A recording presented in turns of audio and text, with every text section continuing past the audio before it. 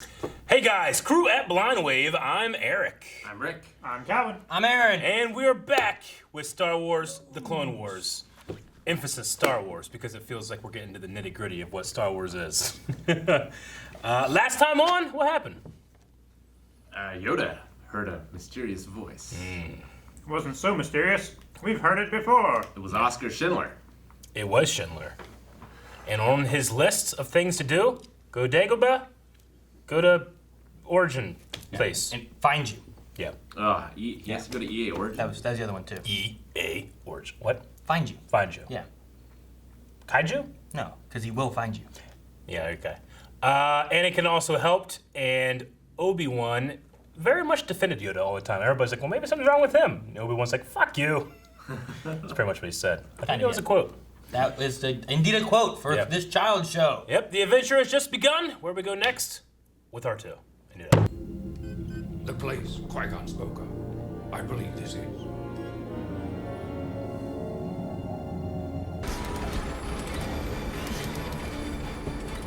Controlling this, are you? No! Let the Force guide. I will.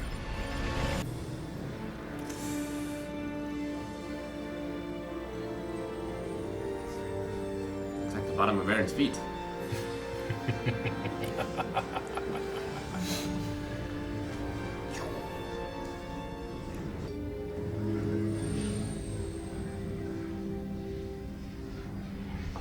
I don't know, but I probably wouldn't land there. Well, I don't. He's not controlling it, right? It's a bunch of Death Strandings. The Force has put him there. Yeah.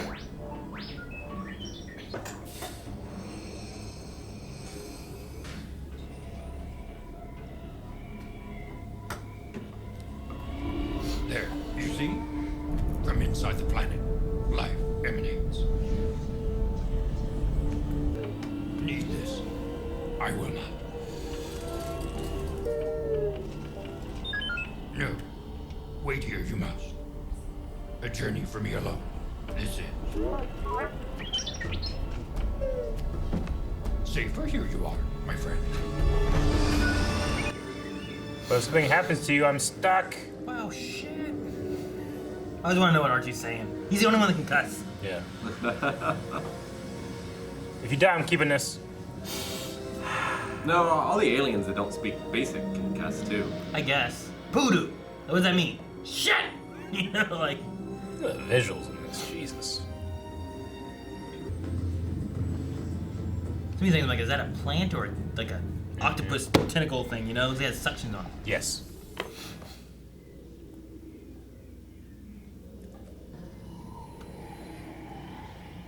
Traveled far, I have. Looking for those who can teach me. The question is, are you worthy of being taught?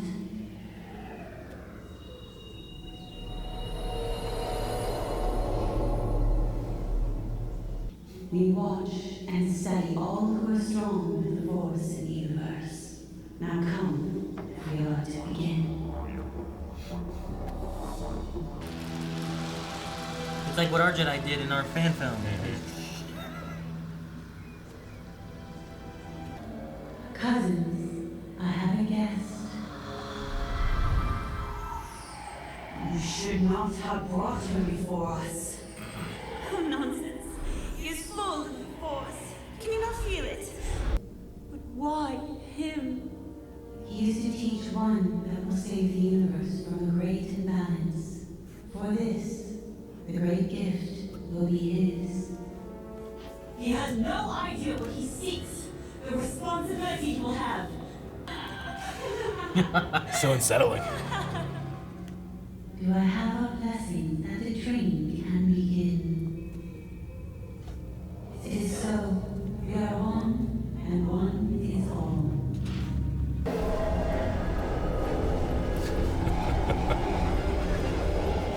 Disappoint us not, little green one.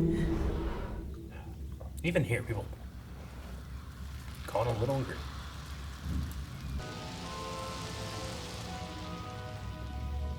At death, in order for you to preserve your identity, you must know yourself, your true self. and then let go.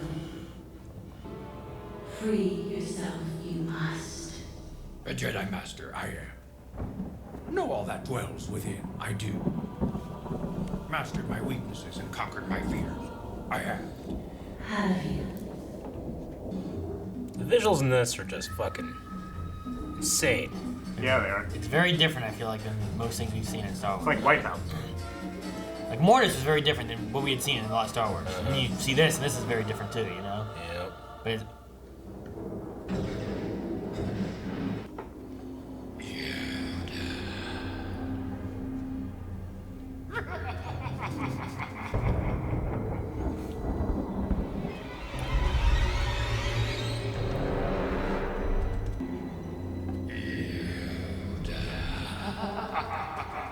Show yourself. Yoda, it's me. Yes. Yoda, please, not with me anymore. Yoda thinks me not worthy.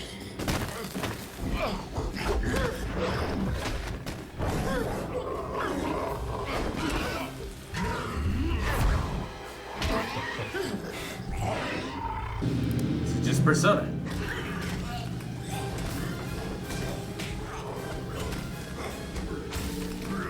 Sheesh.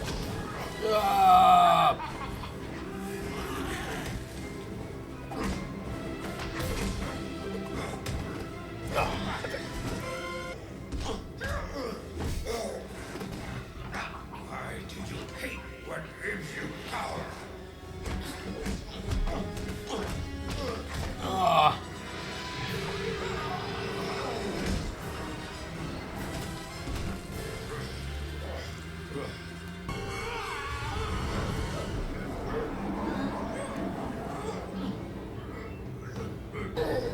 Control over me. You have not. My dark side, you are. Reject you, I do.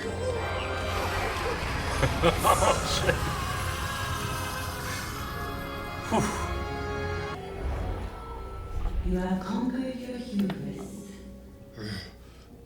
Now face the temptations you must. Hubris.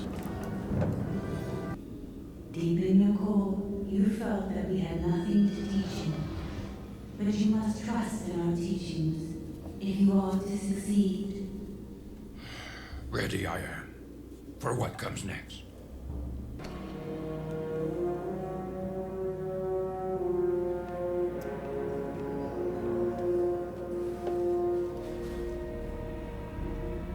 Battle of the Heroes music. Master, Yoda, please. What's she doing there? Help He still me. thinks of her as a Jedi. I'm dying. What has happened to your Padawan? Will I still become one with the Force when I die? Master, will I be a Jedi? Padawan? Padawan? Ahsoka? No. No. No.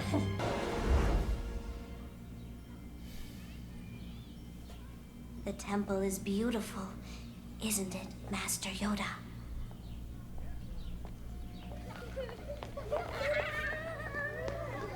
Count Dooku. Yes, Master. I was telling them the tale of when you faced the giant torrent attack on Kashyyyk. What a terrible beast it was. Yes. Yes. I remember.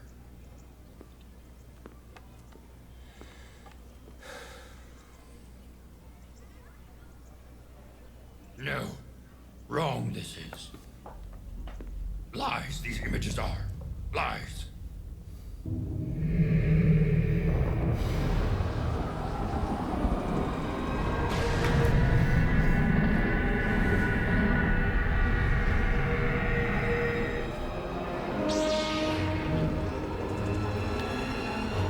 No. An illusion this is. A falsehood. You have done well, but to succeed, your life must be spent learning. practicing. Please, show me who you are. See your face. I must. Now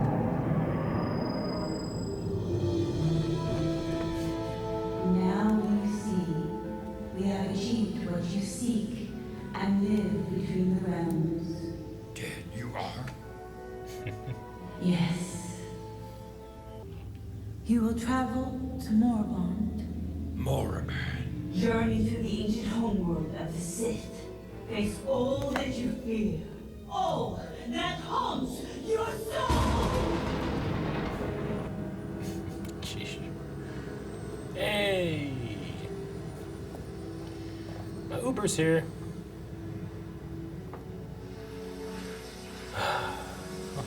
If he hopped on it, that means he's an Uber rider. Yep. No, no. One more place to visit. Can we go home? Are we done yet? Set a course for Moriband. Yes, brave we must be. The worst, I fear, is yet to come.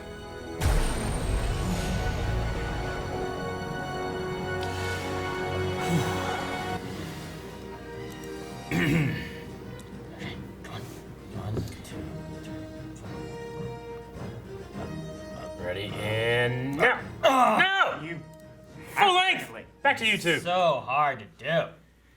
I should have just done it earlier. Oh, was it good? All right. Still more to go. So what you guys think? Not done this journey is. No. It's a lot like how I felt on Mortis. Mostly confused. Yeah. I mean, there were terms I recognized, but not in the way I recognized them. Sure. It's like the birthplace of midichlorians. What does that mean? Yeah. How does that work? Like, this is the origin of life. And they did talk about how the midichlorians and the connection that those in the living force can make to the cosmic force. Yeah. And the way they kind of talk about it too, it feels more of like there's a living force that powers the cosmic force, and it feels like the cosmic force then renews the life, the living force. Like it has like a circle that it goes back into too. Yeah. So the cosmic force is powered by the living force, but then it renews life as well back to it. It's like a weird cycle they have. So midichlorians are just like melanin. Yeah, I mean, they're just these small little organisms that you can use to help commune with the force. But now, you know, watching this, we can see that like kind of circular nature that the two sides of the force have. And, you know, because the Jedi and the Sith, they talk about the light side and the dark side, but here they say the living and the cosmic. Like, that what you call it evil is on that island, but they don't call it evil, you know? It's just necessary. It's there. But they're also all representations of emotions. Yeah. Yeah. Here they're credited as the priestesses. The same woman, Jamie King, plays all 5 of them. Jamie King, who is the wife of Kyle Newman, the guy who directed Fanboys. Newman. You remember Fanboys movie? Yeah. I don't know if there's any connection there, just that his wife made it onto Star Wars. That's cool. Yeah. So But he's jealous. so are midichlorians like parasitic organisms? Like they go inside of a person, they Symbiotic. feed off from a life force, and then they take that life force once they die, and they put it into the cosmic force? It's symbiotic, not Yeah. parasitic. It doesn't draw away from it. It adds to. It's like the gut flora that you have in your intestines, right? In your Yeah. gut. Like, The good bacteria. they live and break down that shit so that you can better digest, you know? But they're still taking from you. Then those midichlorians, what happens to them when you die? I don't know. The midichlorians are the connection. We know that the Jedi cremate your body. It's a ritual that they have where, you know, like most people that will, you know, that are against cremation would say that, like, well, you want your body to break down and those elements to return back. Whenever you burn body, you kind of waste that, you know? But it's more about the spiritual essence of cremating someone than it is about that. And you know, the midichlorians could be the vessel of the life force, almost kind of being led back to the cosmic force too. Maybe you know, like you could have a few ways of like, okay, the midichlorians originate here, and then life is created here. Like those are among the life. Then do those feed back into the cosmic force? Yeah.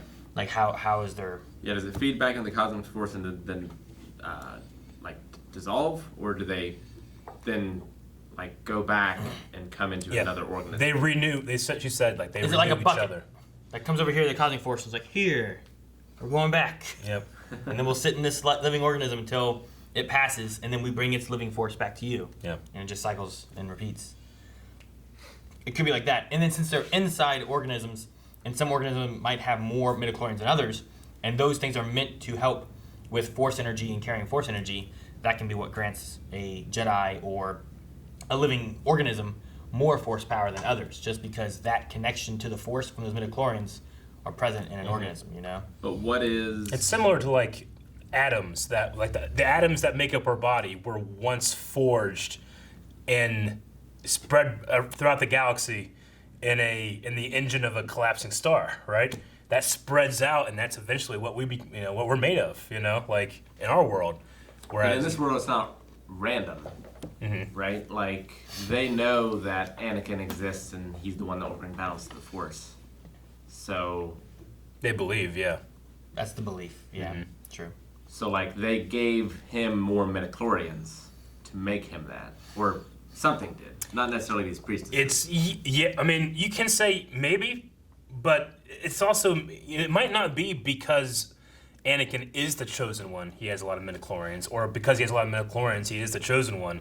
It could be just the nature of his birth, you know, have that happen. Like, there's a lot of speculation that the Sith are responsible for trying to create the ultimate apprentice, and that Anakin is that, not being the chosen one, but something called the Sithari, which was a Sith prophecy, you know? Like, the Force doesn't give a shit about the prophecies and virginces and all that stuff. It's that he is the correction that it uses to balance itself, you know? Yeah. And all these beings that retain their identity trying to figure out what that means. You know, it's like, well, the great question of life is this. Here's the question. What's the answer? And everybody's like, I might have one. I might have one. I might have one. But even these beings here, you know, like, yeah, they exist outside of these dimensions, but they must have existed at one point. Yeah, and they also don't seem to be like, they're not the ones controlling the Force, or they're not like the God, you know? Like, they're not, I have all the answers, but I'm not telling you or nothing. They're. He was saying, like, you're dead, like, you're not here either. Like, they're part of the Force as well, guiding him. But it doesn't necessarily mean that they know what's going on either. They just kind of have more knowledge of the way the living force and the cosmic force work together. Yeah, they're using, you know, and reading the Force just like anyone else's. But even they said, like, he will be the one to teach, the one that will bring the balance, you know? But does that mean Anakin? Does that mean Luke? Does that mean Obi-Wan? You know? We don't know. Like, I like them getting, like, you know, I love Yoda the student, because Yoda is so much the teacher, so often, you know? Yeah. Even in The Last Jedi, I love Yoda in The Last Jedi, and, you know, saying, like, well, what failure means, that's a lesson, too, you know? But the sacred text! But we are what, yeah, exactly. But we are what they grow to be, you know? Like, he is that for Qui-Gon, or whatever these priestesses are, you know? But the trial, I mean, it's pretty much, he's been put through these trials on whatever this planet is. It's like kind of like in the center of the galaxy here. But the one that gets me the most is Yoda imagining a good life without war. And he sees all the people that he's lost, especially his student. The peaceful temple is very nice, where, like, yeah, just everyone's there, everyone's talking. Dooku's just like, I was just telling him a story, you know? Like it's a nice moment. Yeah, I know. And then he has to look deep and be like, this isn't real. You betrayed me, you guys are dead, and this isn't how things are, you know? And you gotta think how much that must fuck with him that he lost Dooku. Like, he probably really liked Dooku, you know? He trained him. Mm-hmm. I just, like, you know, you don't expect Yoda to be sad by that. You just think, like, well, that's how it is, and that's how Yoda accepts it, you know? Anakin betrays the Jedi Order, and Obi-Wan can barely take it, you know? He's, like, screaming on the beach, you know, on the lava beach. Yoda, like, you just never really get to see that. And I like that part of the temptation for him is, like, especially showing and featuring Dooku. And Ahsoka. And Ahsoka. And how the he responsibility. feels that he failed her, you know? Yeah. Because, yeah, he's the student here trying to learn these things, but one of his greatest regrets or his greatest fears is failing to teach others. Like Ahsoka, especially when she's like, when I die, will I become part of the Force? That part got me.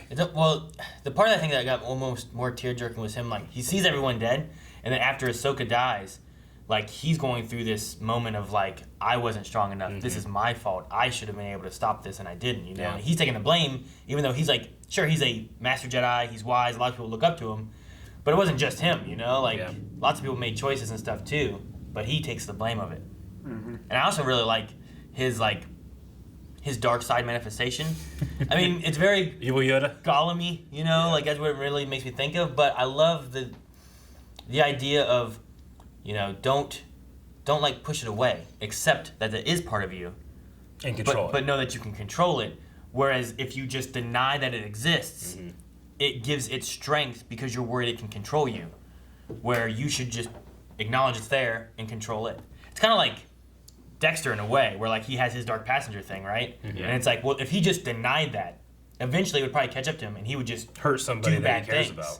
But when he, you know, goes with Harry and starts working on like Harry, channeling it. Harry. Okay. Yeah, he starts channeling it differently, and he learns to control it rather than letting it control him. And it's just a neat thing there, where like even Yoda, at first, his instinct is to not deny it and fight it. But then it's like, no, I must accept it. Yeah. Yeah, this is what all your characters go through in the Persona games. Yeah. And like every single time, like they'll see the evil in themselves or what they hate about themselves, and like, this isn't in me. Then it goes up into the boss, they have to fight it. And then the way you beat it is to accept it. Yeah. And like, it happens every time with like every character that joins your party. So like, you fools, don't deny that. Stop it. It's a part of you. Makes you think how terrifying Yoda could be. If he he was was dark. Yeah. Because that thing was terrifying. To me, at least. This like the impish nature of it. Because Yoda's so childlike sometimes. Blink, you will be. I thought it was also interesting that his like guide to the temptation thing was Katuni, who we saw all the way back in the Padawan arc. Yeah. But like, you know, we know that Yoda like has this like childlike nature to him, but you know, his line episode 2, like truly wonderful the mind of a child, is like innocence, you know, like he finds that to be pure, you know? So that being the thing that's tempting him, I think, is even worse than if it was just like Dooku doing it, you know? Sure. Well, he trains the younglings. Yeah. He's responsible for them. There's just something about the way that he still you can tell he's ashamed of what happened with Ahsoka. Like, he does not like that. He didn't agree with it, but what are you going to do? He kept silent. Yeah. Yeah. And then that gremlin Yoda guy, like, when he's denying that he exists, and he's like, you're the one who's fighting a war. You know, the decadence of war is this. You're just denying that it's happening. Like, you are this great war general. I truly see like this set of episodes being like that transition from Yoda in the prequels to Yoda, you know, more later on. When he's like, war doesn't make someone great, you know? War not make someone great. Yeah. I did feel like it might have been a little contradictory. Because like early on when Yoda was with the clones, he was like, you know, you clones are teaching me as much as I'm teaching you. Yeah. And here, like they said, his greatest sin was hubris and how he didn't think that they had anything to teach him. I don't know. It just felt a little inconsistent with Yoda's character. It's not necessarily... yes, like he does say that with the clones, but it's not necessarily force related. Whereas his hubris here, I think, is more of like he's denying, you know, the dark side of it. The hubris is like, don't deny it, absorb it. You don't know everything about the Force, even if you thought you knew a lot about the Force. You know, search for more and look inside yourself as like there should be a balance with everybody. And maybe there's things like that he's denying, and that's more related to his hubris, and not how he looks at like the clones. But I feel like even in the that. prequels, he's like, you know, the Force is mysterious. We don't understand it all. Like I feel like he's that consistently throughout. Yeah, I mean, I agree with you. I think that's on purpose though. Like it's showing that Yoda, i.e. the Jedi, Like, they like to be like, look, we're open and we're always learning, but there's that thing in the back of his head being like, I'm 900 years old. No one's going to be able to teach me anything. Like, I know it. I've achieved the greatest, I'm the Grand Master of the Jedi Order.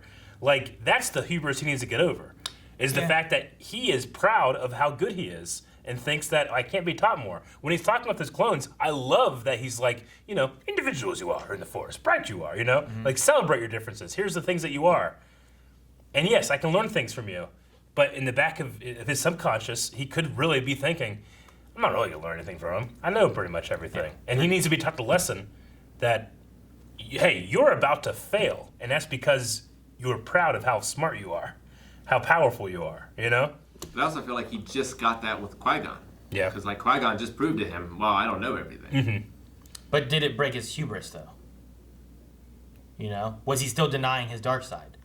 You know, like, what was there? And this is just, like, pushing him a little further to where, like, we must make sure that you are clear of these things. Regardless of what he may have thought with Qui-Gon, of, like, sure, maybe I don't know everything. Mm-hmm. But has it really sunk it in? Because someone can agree or say something like that, but it doesn't always mean that it's sunk in and that's what they believe yet. Until maybe they're shown, you know? Like, you can be told to believe something, but then you can be shown enough proof he was to shown actually... that there's life after death, right? For someone that has not denied their dark side, but has learned to control it. You know, like, it's a thing in canon where darksiders can't retain their existence after death, you know? Only someone that is pure can do that. And Yoda wasn't pure, even if he thought he was, you know? That's why he denies it in the first place. Like, that's not even inside me. And then he has to realize, ooh, that is inside me. And something about that realization is able to clear the pathway to be able to retain your existence, you know? So it might not necessarily be contradiction, but it also could be a mixture of, like, one, they want to make sure for one that he's good. Yeah. And two, maybe it shows that he really wasn't. Mm-hmm. You know, like, sure, he can say, all right, well, let's do this. I believe there's a way of learning this. But it doesn't mean that he fully believes everything that he should. Or disbelieves the things he shouldn't. I actually think the contradiction is a good word. It's just not necessarily a contradiction in story beat as opposed to as a contradiction in a character in itself. Like, he's contradicting what he thought he was, you know, which I think makes him a little more... That's true of most people. Exactly, yeah.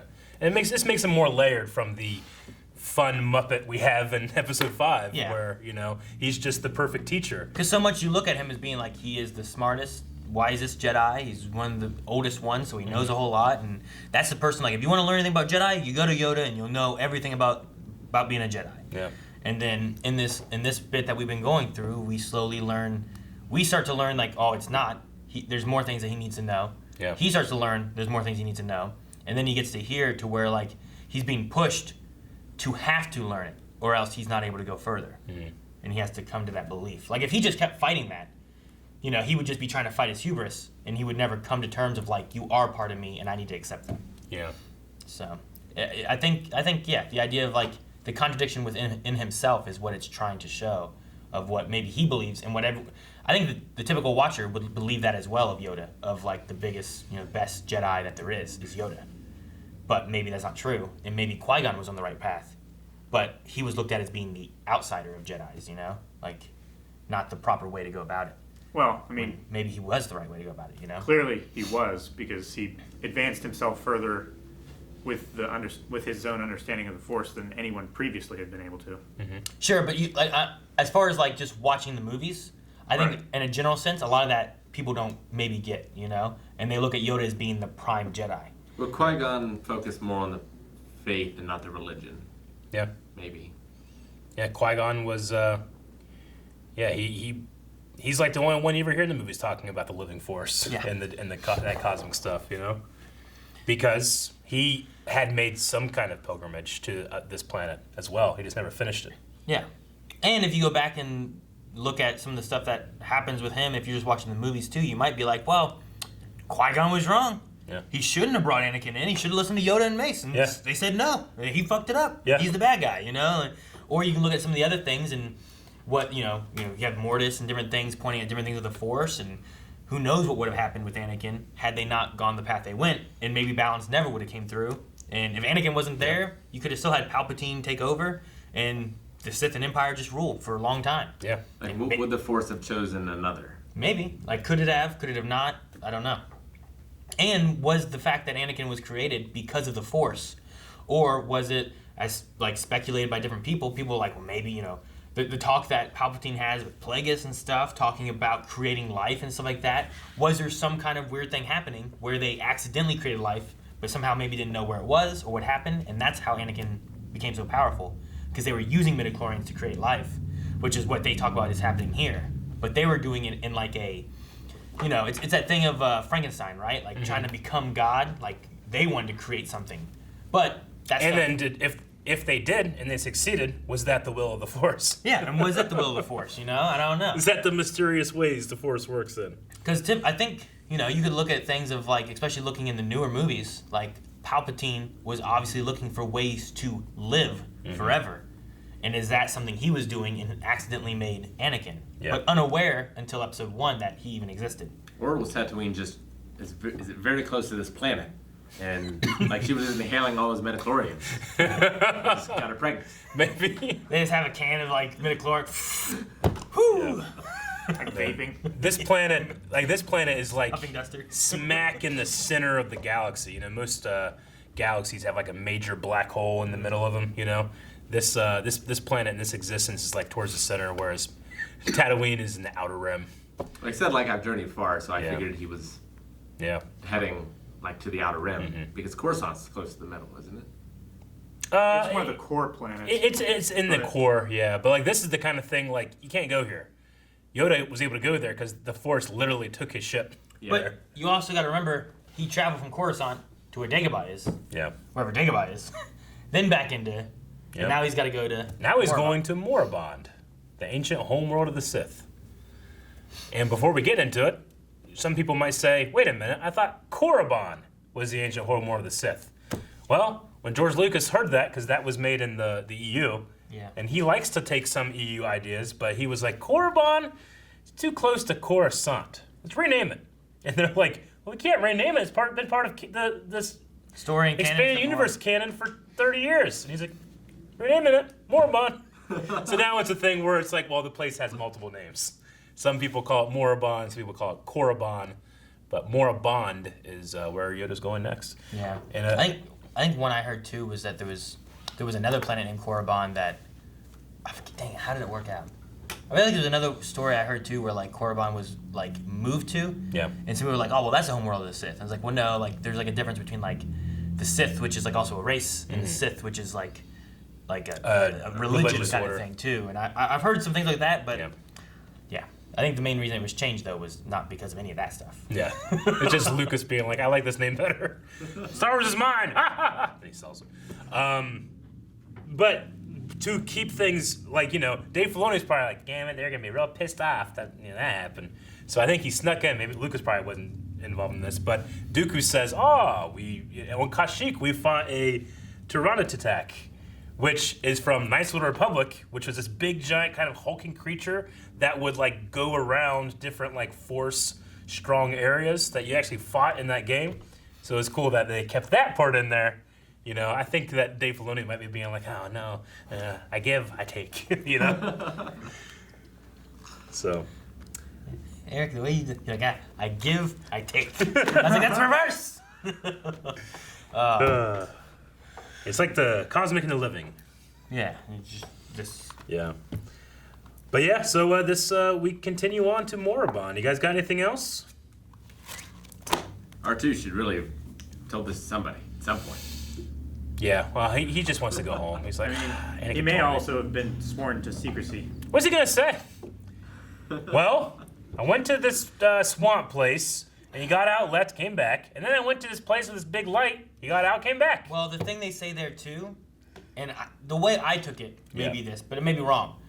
R2 is doing his sensor stuff, and it felt like Yoda said, look, the living force, the life going up. Yeah. And he's like, can't see it on your scanners, can you? Yeah. And it made me think that, like, he can see the planet. Yeah. But he can't see this energy coming from It's it. like we as living beings can see it, and Yoda can see it, but R2 has nothing. With him being He has like, no midichlorians. Yeah, I understood so- that, but like, So just for- Yoda going to these places in this order. Yeah, but as far, besides him being a Dagobah, which is the one thing that I think you could toss in, this one here, he might just be like, well, Yoda wanted to come here, and It's just this weird desert-looking planet. There's nothing. You went in this crater, and then we came out. You know, like he doesn't have anything where it's like there's this mystical light or anything. Because that, if I saw that, I'd be like, fucking, there's this place. I saw this shit.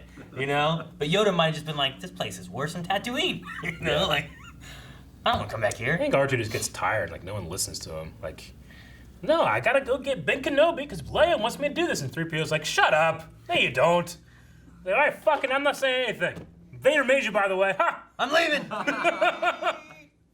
Thank you guys so much for watching. If you guys enjoyed this, make sure you subscribe so you don't miss out on any future Star Wars, Clone Wars. We also have Mandalorian, all kinds of good stuff. And make sure you check out twitch.tv/blindwave, where we have played, and maybe playing more, Squadrons, which is fun.